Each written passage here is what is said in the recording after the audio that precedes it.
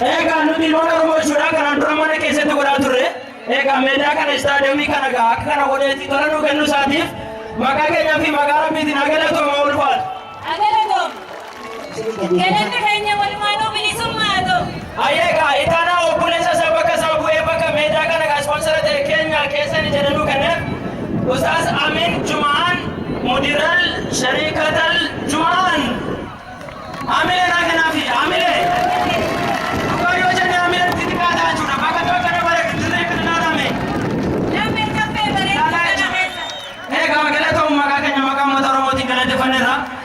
Sagantaa keenya itaanu gama waan asiruu ni beektaniimi. Egaa inni keenya gaa hiriira yoomtee namaa jechuuf teessoo hiriira kaasumatti hiriiruutti deemna. Kuni kan fuula keenya sirrii jalqabaa jechuudha. Sagantaan hiriiraa jechuudha. Asumatti kun ogaa shaafa shaayina hiriireeti.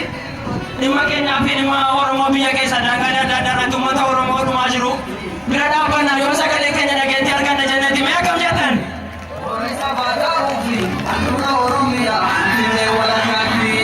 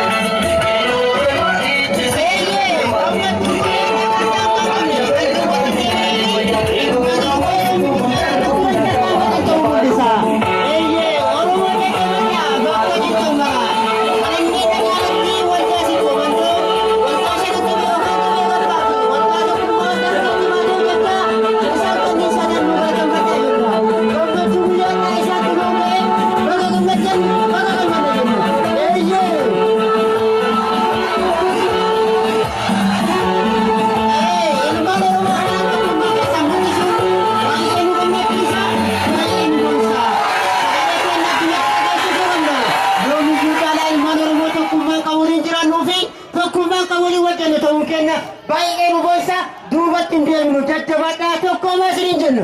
Egaa galatooma isiniin jenna. Egaa sagantaan keenya laftis akkuma deemutti jira. Qophiin nu amma kanatti isin qabnu sagantaa hedduu qabna jechuudha. Waan isin bashannansiisu waan isin bohaarsu. Amma gara nuti dachaanu gara hiriira waan sila baaneef gara gochuutti isinis egaa naamusaan akka hiriira as baatanii egaa naamusaan jechuudha. Dhiirris gara tokkoon dhalaanis gara tokkoon naamusa keenya bifa naamusa qabuun akka hiriira goonu kabajaan isin gaafata. Naamusaan gabbuutan jechuudha. Naamusaan bifa naamusa qabuun dechii kanatti laa seeraan cabsinaa naamusaan jechuudha. Dura gaa dhiirri akka jirtan waliin makatina.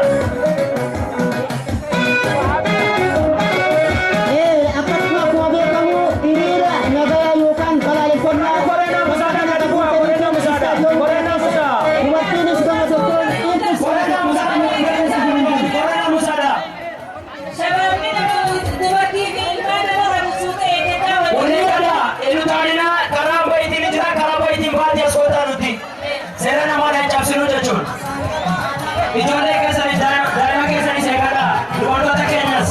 Dabareedhaan dubartiin gama tokkoon ministeerri kun falmannaa yookaan balaaleffannaa guyyaadhaa haala bareedaa ta'een haala miidhagaa ta'e laata maatii sibboo bareechuun ijoollee qabna addunyaa isa keessattis uummanni uummanni addunyaa keessaa eenyu isaa du'aa akka mucaataan daawwatanii fakkeenya muraawwatan nu taasisanii.